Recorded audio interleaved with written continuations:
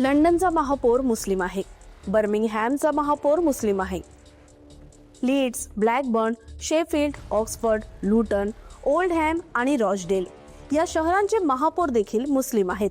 इंग्लंडमधील 6,60,00,000 लोकसंख्येपैकी केवळ 40 लाख मुस्लिमांनी हे स्थान मिळवले आहे. आज इंग्लंडमध्ये 3,000 पेक्षा जास्त मशिदी आहेत. तिथे 130हून अधिक शरिया न्यायालय आणि 50हून अधिक शरिया परिषदा आहेत. 78% मुस्लिम महिला काम करत नाही, त्यांना सरकारी मदत आणि मोफत घर मिळते. 63% मुस्लिम पुरुष काम करत नाही, त्यांना सरकारी मदत व मोफत निवास दिला जातो. सरकारी मदत मिळणाऱ्या मुस्लिम कुटुंबांमध्ये सरासरी 6 ते 8 मुले आहेत आणि त्यांनाही मोफत घर मिळते.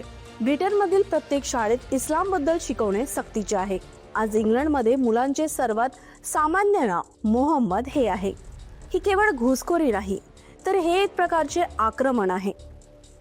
तुम्हाला असं वाटतं का की येणाऱ्या काळात मुंबईचं नाव देखील जगातील या देशाच्या यादीत समाविष्ट व्हावं? तुम्हाला मुंबईसारख्या शहरातही अशीच परिस्थिती पाहायची आहे का? तुम्ही यासाठी तयार आहात का?